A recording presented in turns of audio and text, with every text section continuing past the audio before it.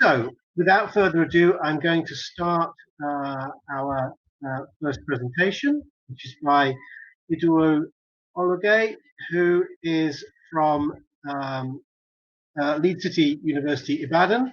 I believe she was working with Francis Adesina on this, and it's about sustainable agricultural land management methodology and as a response to climate change in Nigeria. Hello, everyone. Thank you for having me. My name is Idowu Ologe from Leeds City University, Ibadan, Nigeria.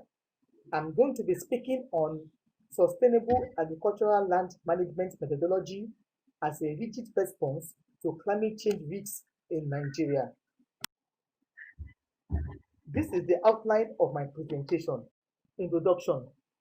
Africa has been the recipient of undue and unfair effects of climate change. Most African countries are poor and unable to properly mitigate or adapt to the effects of climate change. Various indigenous and foreign adaptation strategies or coping methods have been proposed and adopted for use in Africa to alleviate climate change effects. Some of the adaptation strategies are the use of improved crop variety, use of fertilizers to enrich the soil, irrigation schemes to complement erratic rainfall, reliance on climatic data for educated farmers, among many other methods. Majority, if not all these coping methods are effective, but they are not reliable as they are prone to fail. They are not consistent in efficiently alleviating the effects of climate change. Therefore, there is need for more reliable, rigid, and consistently effective adaptation strategy. One of the not so popular methods is the adoption of the sustainable agricultural land management methodology, also called the SAM methodology. It is a form of agroforestry, which is one of the categories of climate smart agriculture practices. Climate smart agriculture practices. There are 6 categories of climate smart agriculture practices. We have the tillage management, nutrient management, residue management, agroforestry, under which we have the SAM methodology, agronomy, and water management. The SAM methodology. The SAM practice is an integral part of sustainable landscape management. It includes the management of cropland, grassland, water bodies, integration of agroforestry, livestock system, and restoration of degraded lands.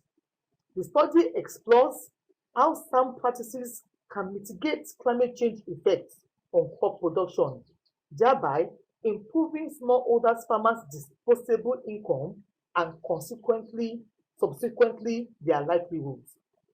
The SAM methodology also monitors and measures greenhouse gas benefits of project activities. It also increases soil organic carbon in agricultural landscapes, and the soil organic carbon is a major carbon pool determined by the SAM practices. When is SAM methodology applicable? SAM methodology is applicable when the land is either a cropland or grassland at project start. When the project does not occur on wetlands. When the land is degraded and will continue to be degraded until there's an intervention. When the area in cultivation is constant or increasing without project. When the land is forest land and is constant or decreasing. And studies show that Gotsi model is appropriate to calculate the soil organic carbon stock changes. How SAM methodology works. It uses the Activity Baseline and Monitoring Survey, ABMS, which is a form of structured questionnaire to acquire soil information and other needed farmland data as input for the Gotsi modeling. It adopted the Gotsi model to parameterize a soil carbon model with existing data sets and input from the ABMS. The ROTC model calculates the soil organic carbon stock changes based on crop residues inputs and available manure in the soil.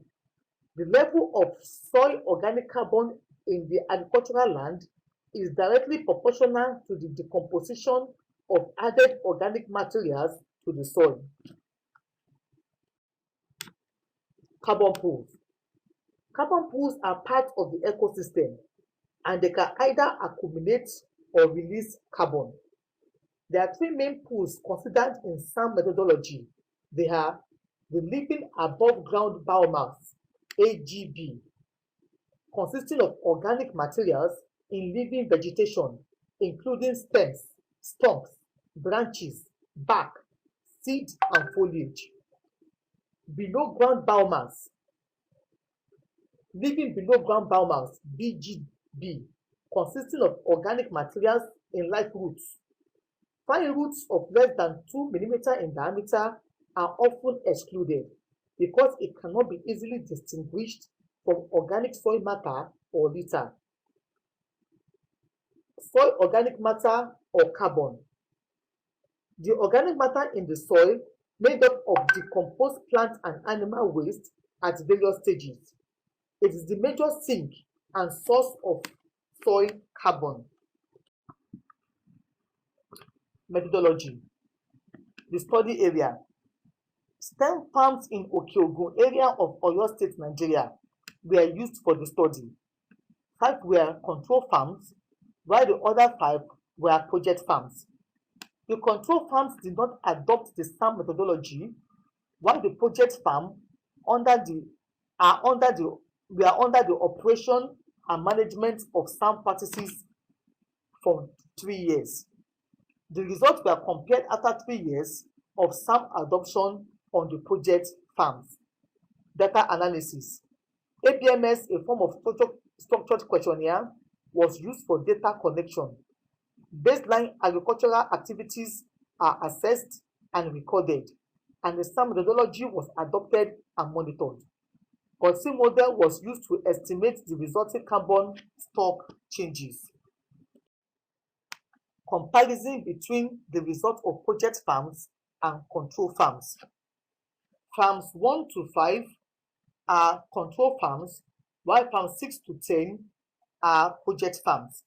We are comparing 2016 data to 2019 data. Now, for consistency, we are going to use farm 7 because the land under cultivation in both years for farm 7 is the same. So we're going to compare the crop yield of farm 7 in 2016 to that of 2019. So it's perfect measure for some effects on crop yield.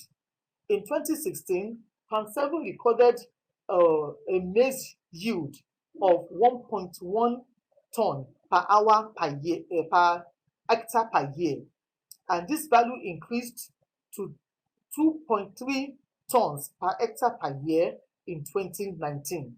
Likewise, we are going to look at farm 10 because in 2016, farm 10 has no tree on its farm and so sequestrates no carbon. But by 2019, it has 26 trees on the farm, sequestrating 4.4 tons of carbon dioxide per hectare. The first table on this slide is a comparison of combined soil information for the project farms between 2016 and 2019. This soil information are input factor for the ROTC soil modeling. Crop residues in the first season, which is the first season, increased from 0.89 to 11.11 tons per carbon per hectare. Likewise, crop fed residues in the second season, which is the dry season, increased from 0.68 to 6.93 tons per carbon per hectare, tons of carbon per hectare. Compost manure increased from 0.7 to 10.76 tons of carbon per hectare in 3 years. And this is because the project farms no longer use fertilizers but organic manure to enrich their soils. Soil fertility trees or trees on the land planted on the farms increased from 3.3 to 30 kilograms of carbon per hectare.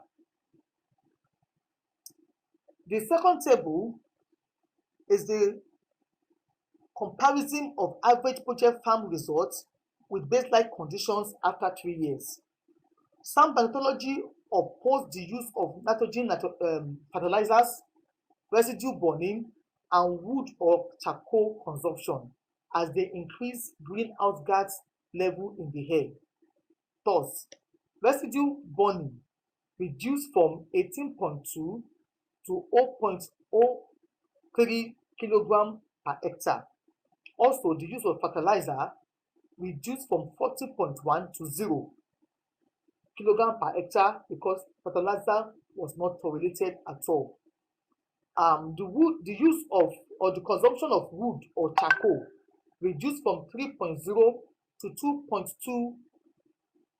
2.2 percentage change because we cannot really stop them from using or consuming wood or charcoal because that's the basic energy supply for that area. So we are trying to introduce the use of gas and let them face off the use of wood for cooking and for energy generation.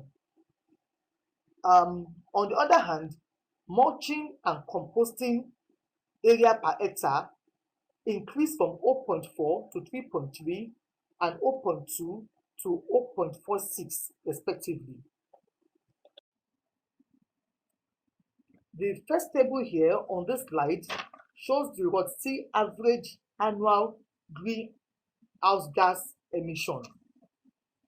The first row here, I have the carbon stock changes, that is the soil organic carbon, and it increased from 0.8 tons of carbon dioxide per hectare in 2016 to 5.3 in 2019. Also, livestock manure management increased from 0. It's 0 because those farms initially do not rear livestock. It was because of the SAM adoption that they introduced livestock management or livestock rearing. So it increased from 0 to 2.0 tons of carbon dioxide per hectare. The second table shows the average total greenhouse gas balance, that is emission minus removal. In 2019, the figure was 1.6 tons of carbon dioxide per hectare per year compared to 9.4 that we have in 2016. So there's a drastic reduction in the amount of greenhouse gas level in the air from 9.4 to 1.6 in 3 years. In the same vein, the average crop yield in tons per hectare for the baseline farms decreased from 7.7 to 6.9, decreased slightly in 3 years. And that could be likely due to the effect of climate change because they didn't adapt to some methodology. But on the other hand, the project farms collectively increased their yield from 8.9 tons per hectare to 13.6 tons per hectare in 3 years. And that is 53% increase.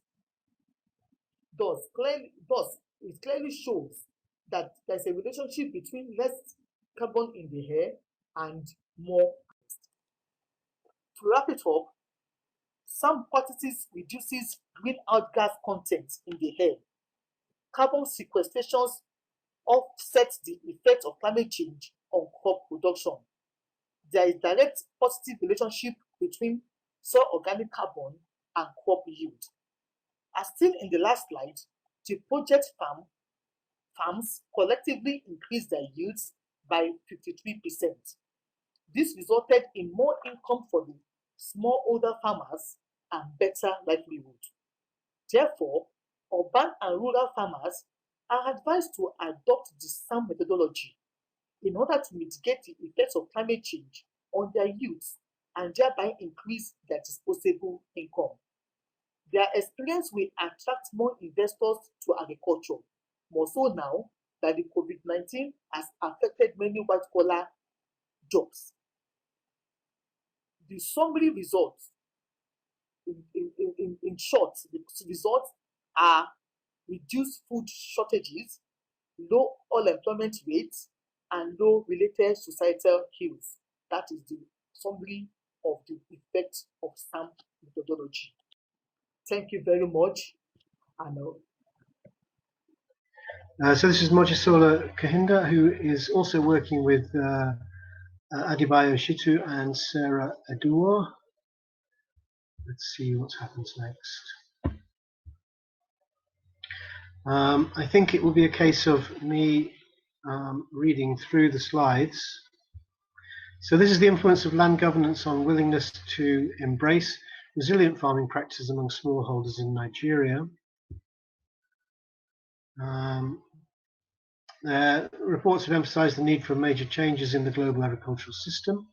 Thus the need to address the challenges of rapidly growing population, urbanization, and rising demand to meet domestic food requirements in Africa, while simultaneously minimizing its global environmental impacts. And also to handle the aforementioned problems, conventional agriculture was employed to maximize the potential yield of crops. In maintaining the conventional system, biodiversity, soil fertility, and ecosystems health are compromised. The negative impacts of conventional agriculture over the years, however, outweigh its benefits in terms of food security and economy development. Another major problem facing sustainable agriculture in developing countries is land degradation. All the identified problems threatened farmers' productivity, resulting in food insecurity and poverty among the rural household. To solve the problem of land degradation and its attendants, resilient farming practices, RFPs, is one of the potentially feasible solutions. RFPs are farming practices aimed at producing food with minimal harm to ecosystems, animals, or humans. Shifting to RFPs is crucial in building resilience to climate change and reducing greenhouse gas emissions. Evidence from the literature showed that land tenure insecurity in Nigeria has threatened the adoption of the RFPs and has driven the farmers to the cultivation of marginal land. This study therefore seeks to answer this research question. What are the socioeconomic, cultural, institutional factors that drive the willingness to embrace the RFPs among the smallholders?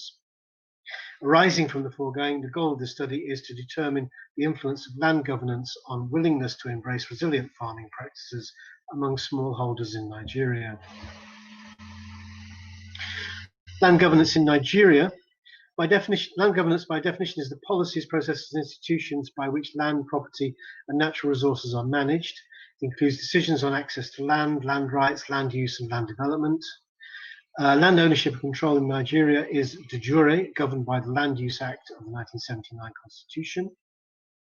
The Land Use Act vested all land in each state of the Federation in the governor of that state, which I, from a politics background, I also understand.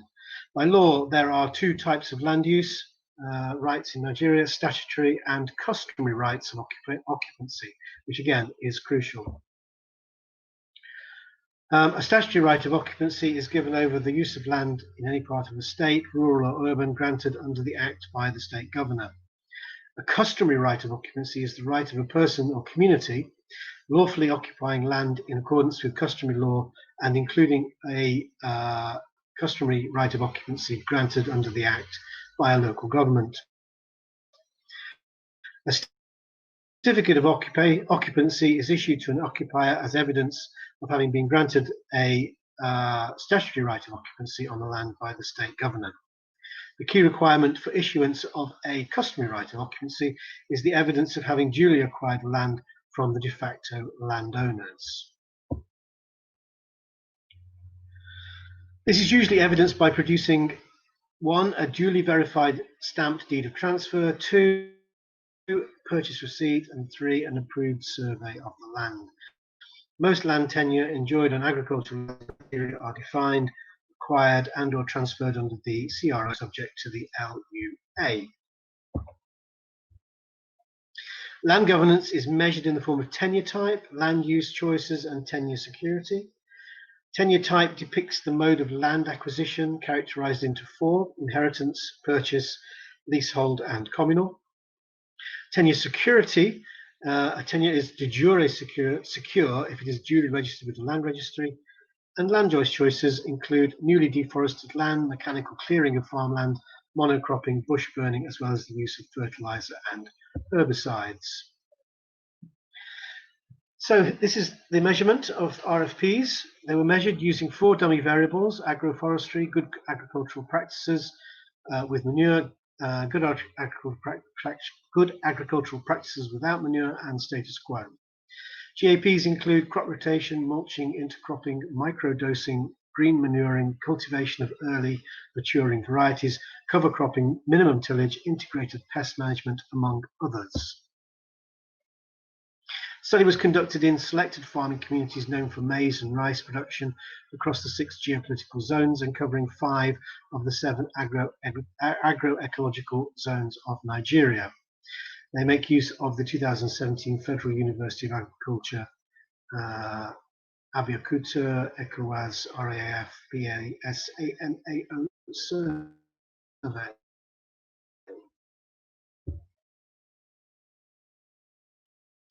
Stage 1 was purposive selection of 60 leading rice and or maize producers in Nigeria. Stage 2 was the purposive selection of 3 agricultural blocks per state, per crop, from the main rice and maize producing areas of the state, and 2 extension cells per block. Stage 3 was a proportionate stratified random selection of 7 rice and maize farmers from members of rice maize farmers associations in each of the selected cells. This process yielded a total of 1,344 households of rice and or maize farmers that were interviewed in the study. Data analysis. Multinomial logic regression framework was used to analyze the factors that influence the willingness to embrace the RFPs. The dependent variable was the RFPs, and the independent variable, the land governance variables and other socio-economic factors. Results and discussions. I'll let you have a quick look at that table, which is the socio-economic distribution by geopolitical zones.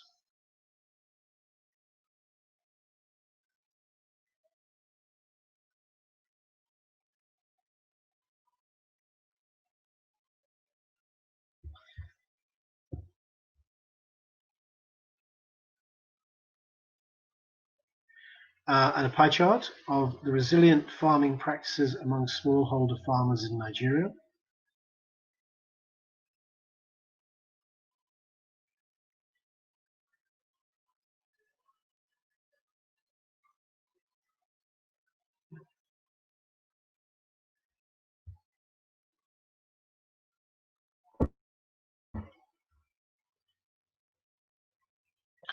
And a bar chart of unsustainable land use practices.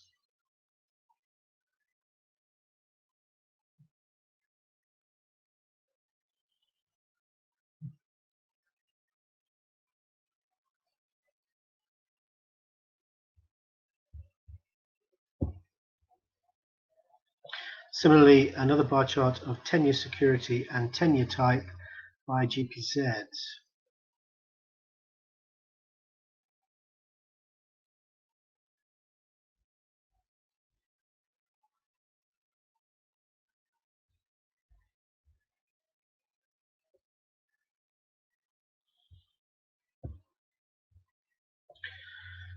Table 2 is then land governance and willingness to embrace RFPs.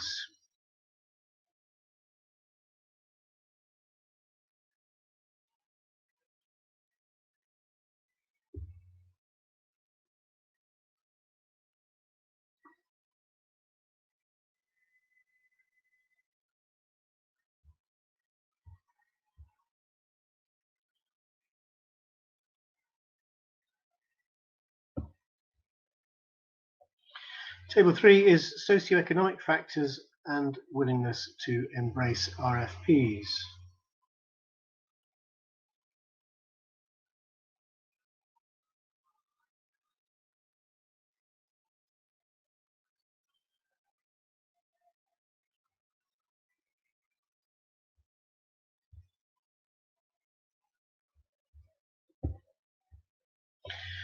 And the conclusions then from the study were that the adoption of RFPs will help the smallholder farmers to overcome the issue of marginal farmlands. Adoption of RFPs, I think, strengthen rural land governance systems in Nigeria, which will enhance land tenure security, and sound land governance is fundamental in achieving sustainable agriculture. Thank you for listening. I don't think I did justice to that, so I'm hoping that one of the speakers, in particular, Mojisola Kahinda, will be here for the Q&A, and he can then perhaps give us a better idea of the breakdown of those tables and the conclusions. Okay, thank you very much for that. So let me quickly go through that because the network is just giving me a little problem now. So this is a topic: climate change perception and coping strategies among rural rice farmers in Anambra State, Nigeria. The next slide, please. I am Onyechukwu Hope Onubogo of the Department of Agricultural Economics and Extension, Chukwuemeka Odumegwu Ojukwu University, Igbariam, Anambra State, Nigeria. The next slide. So when we talk about climate, we already know that climate is generally conceived as the expected weather condition for a specific geographical location. Then climate change refers to any significant change in measures of climate. It can be a change in temperature, precipitation, wind, and it lasts for an extended period of time. We can also say that there are some activities that bring about this change. Just like Iselin also defined that climate change is any sustainable alteration in the average daily weather pattern, whether due to natural variability or as a result of human activity. Next slide, please. And when you talk about the human activity, there are many activities, practice that bring about climate change. You talk about deforestation, fertilization, usage of fertilizers that contain nitrogen, etc. All these bring about climate change. Then climate change in general also affects agriculture adversely in a number of ways. For instance, it brings about uncertainties and variation in the pattern of rainfall, floods, and causes devastated farmlands. And we know that food security is threatened by the impact of climate change. And of course, as Africa is dependent on agriculture, it is vulnerable to these impacts. Climate change also leads to a decrease in the yield and quality of crops. Therefore, adaptation and coping measures are required to reduce the climate vulnerabilities. Next slide, please. One of the crops that has been identified as mostly affected by climate change is rice. And this is because rice farming depends on environmental factors. And these factors are environmental factors that influence agricultural production. Also, rainfall intensity, duration, relative humidity, drought, temperature, some of the weather-related and environmental factors that also affect rice yield. And we know that these are things that are also affected due to climate change. Nguyen 2004 noted that growth pattern, duration, and productivity of rice crop is generally influenced by temperature, while severe moisture stress, especially during rice reproductive stage, may lead to complete crop failure. So the risk of high temperature and water stress present in all rice production systems has been identified as one of the most important production constraints in Africa. So some of the perceived climate change indicators amongst rice farmers are incidence of flooding, increased hot temperature, high rate of weed growth, occurrence of drought, low rice yield, increase in crop life cycle, premature rice ripening. The next slide, please. And we agree that climate change adaptation is what we need if rice farmers are to cope with all these impacts.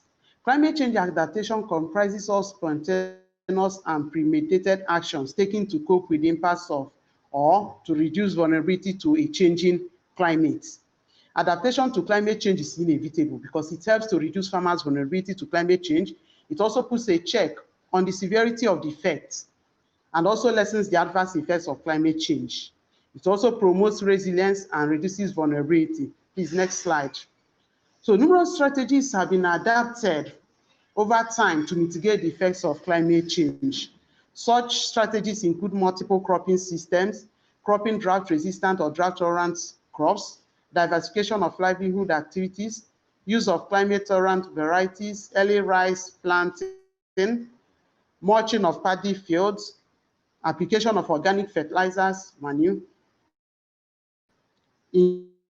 increase of farm size, usage of zero tillage. The next slide, please. Parinde 215 also noted that farmers in rural areas of Ondo State did not have full understanding of concept of climate change. And that is one of the researches that have gone on, that have been conducted on climate change and rice farmers, or maybe farmers generally. Then Idoma et al. 2017 found out that rice farmers have different perceptions of climate change and the adaptation practice. And all these point out that to the fact that farmers have varying perceptions and they adapt different practices to cope with those changes. Perceptions of farmers have the tendency of influencing their coping and adaptation strategies, and it becomes necessary to find answers to certain questions as they relate to rural farmers and climate change. Next slide, please. So this research set out to find answers to the following questions. What socioeconomic characteristics define the rural rice farmers? To what extent are the rural rice farmers aware of the concept of climate change, and what is their perception of it? What are their sources of information on climate change? That's how they get the information on climate change. And what coping strategies do they add, and the objectives of this study? One, this study identified the socioeconomic characteristics of rice farmers' awareness of climate change. That's next slide, please. It investigated the farmers' level of awareness of climate change and perception of climate change, climate variability in the study area. It examined the sources of information on climate change, also assessed the coping strategies employed by farmers to mitigate the effect of climate change.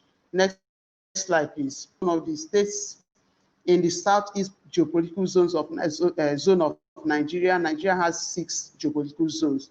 Then the state has 21 local government areas and 4 agricultural zones, which are Okagwa, Onitsha, and Anambra agricultural zones. Then this study was carried out in the Anambra agricultural state. A multi-stage sampling technique was used to select a total of 200 rice farmers from rice producing areas of Anambra state. Scale were used for the analysis. Now the results. Table 1 is a display of the summary of the socioeconomic characteristics of the farmers. As we can see from that table, the mean age of the farmers is 45 years. Then the farmers are made up of mainly male. Most of them are married, 66.5% of them are married. The average household size is 7. We wouldn't say that they are illiterate because the mean system 8 years means secondary school just 2. Then rice farming experience for 8 to 20 years in rice farming, and the average years generally is 17 years farming, 58.5%, and that is an indication that, of course, they are used to the farming principles and what goes on there. Number of visits by extension agents is less than 10, just 6 visits per year in average, and that's a poor one. Number of years as cooperative members, less than 10. Most of them don't belong to cooperative groups, and number of average is 9. The next slide, please. Farmers' awareness of climate change. level of our climate change awareness, frequency, and this. Now, 52.5% of the farmers are highly aware of the concept of climate change, while 26.5% of the farmers are slightly aware. Then 21% are not aware at all. In essence, it shows that 79% of the farmers are aware of the concept of climate change. Now, when you look at farmers' perception, their perception of climate change, now you find out that majority of them perceive high intensity of sun as climate change. That's with a mean score of 4. And that's 81.5% of farmers perceive that. Then variation in rainfall is the second there. Change in weather, poor yield of crops, then alteration in cropping calendar. Now, SP there means serious perception. That is that because I use 5-point Likert scale. I think my plan B would be for us to start the Q&A and then to bring back Dr. Onugbogu just to finish some final comments when we get her back. Good morning. Good morning. Good to see you. I'm going to ask you a question myself, and we did have this conversation a little bit earlier on over email.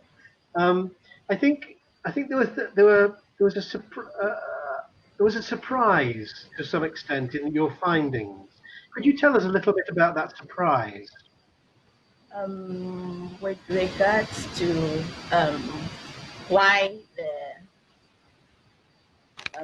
interactions between farmers and researchers was lower on the part of farmers. I think I mentioned it already that it was due to low participation of farmers in research activities. Now, farmers complained that when there were research activities, they were not really involved, and some of them even went to the extent of saying that they didn't invite farmer-based organization representatives, but rather individual farmers. And so they thought that that was the reason why there was a low participation. Because if they involved farmer-based organization, definitely there will be feedback to members. But that does not happen. Also, there was inadequate funds. Okay, so if there was inadequate funds, researchers were not able to invite the number of farmers they would have wanted to participate, and this contributed to the low linkage. Also, I think basically that is it. So the fault really then lies in previous research projects which didn't really select their interviewees very well. Well, yes, but not to blame them totally, because sometimes they are constrained with funding. Okay, they want to invite a lot of people, but they are constrained with funding, so it's practically impossible for them. Okay, yeah, fair. You're being very generous to your colleagues who've done work before. Okay, so I have got some questions come up. Let's have a look what we've got. So, Alice Karuri from Strathmore University says, are there government initiatives in Ghana or Nigeria, well in your case Ghana, such as financing, training or extension services given towards climate change adaptation mitigation? So what is the government doing about this? Well, we have the research extension. I think I mentioned that in my presentation. We have the research extension farmer linkages committee, which is known as the RELC.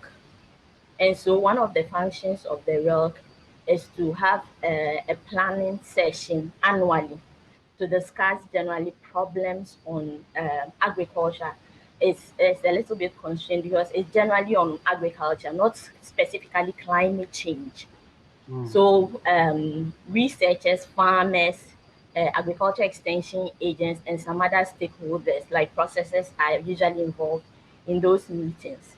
But because it's not generally on climate change and it's only a 2-day affair, so it's very difficult for them to discuss all problems of farmers.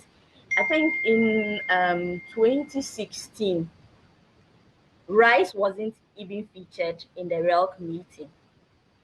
And this is a huge problem. So I was recommending, well, in my other work, I was recommending if there could be a separate RELC to deal with climate change adaptation generally, not just rice, but climate change adaptation generally. Yeah. Okay. Well, I mean, and Alice has well, I think it's a very interesting follow-up question. Are farmer organizations, such as cooperatives, managed efficiently? How good are these farmer organizations? Well, I would say that they are not good because we have we have farmer-based organizations. Yes, they exist, but they do not play their functions well. They are very weak. Sometimes they just form the farmer-based organizations just to get an intervention, and right after the intervention has been gotten, then it ceases. So there's really the need for the strengthening of farmer-based organizations so they can access extension and even finance. Mm. Yeah. I mean, do you find a range of different organizations? So do you find some that are functioning very well and represent their members very well, and then others which are like suitcase, briefcase organizations? Well, I think I've forgotten the name of the organization, but there's this project I'm currently working on, and their farmer organization seems to be very strong. But that is just one. Most of the farmer organizations in Ghana are not really working. Right. Yeah. Okay. Now we've got return to us. Wait a minute. We've got return to us. Dr. Olage. So what I think I might do is I might put you back in the audience, Fatima. Thank you for those answers. Thank you for having me. Thank you. Well, maybe I can ask you a similar question, the one that came from Alice Karuri, about government initiatives in Nigeria on specifically on climate change. Are these convincing initiatives? Are they ones that make any difference? Yes, government is working through some institutions like the NIMET, the Nigerian Institute of Meteorology, to provide climatic data that can help farmers to predict climate and then know when to farm and when not to farm. Because farmers in Nigeria actually plant their crops based on farming seasons, which is actually has changed now, because we used to have the long farming season, the short farming season, rainy season, the short rainy season, long rainy season. All those ones are modeled up now. So the government through the limits and sometimes through NASDA, which is the space agency, they work together with the Ministry of Agriculture to provide climatic data that can help farmers to forecast weather and know that, okay, hold on, don't plant in May, wait till June, or if you wait till June, you'll be too late, you can start from April. So that is what government is doing for climate change pertaining to agriculture. So providing information and data effectively. Yes. Okay, and maybe I can ask you, as I asked Fatima, about farmer organizations. How well managed are they, in your experience? Most of them are well managed. Even without government intervention, they have a strong organization, because if they don't work together, they won't get good results. Especially to sell their products, they need an organization, and they do this on local government levels, because local government is sometimes smaller than a town. Because I worked mostly in Oyo State, so on local government levels they have farmers association also depending on what they are producing. For cocoa, we have cocoa association. For maize, they have. For arable crops, they have. They have different associations that are strong because they need it to sell their products, and they need it to actually make requests from governments, and then they need it for them to get corporate funds, to form cooperatives, to raise money, and then to actually sell their products. So we have a very strong farmers association in southwest Nigeria. I'm not really sure of the north, but I think it's the same there. Yeah. That's curious, isn't it? That the picture from northern Nigeria that Fatima gave us is different from your experience in southwest. I mean, I'm not saying you can possibly explain that, but it is curious. Actually, I can say, well, it depends on, because whatever you do socially, you can transfer it to your career.